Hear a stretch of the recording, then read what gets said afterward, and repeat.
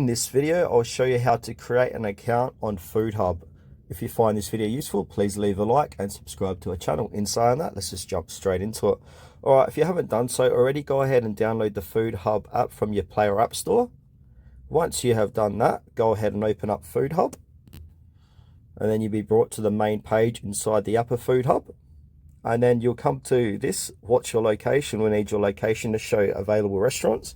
So you need to enable this device location and then click on while using the app, or only this time. I suggest while using the app.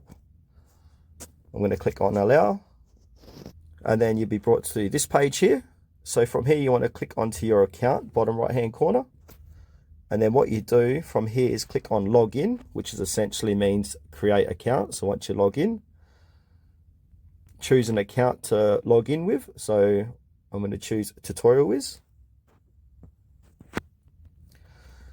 Click on I agree, have a read of the terms and services. And now from here you can update your profile by putting in your last name and phone number, like so. Put a random phone number in. Receive offers from Foodhub through email. If you want to check any of them, go ahead and then click on the tick box. And then go back.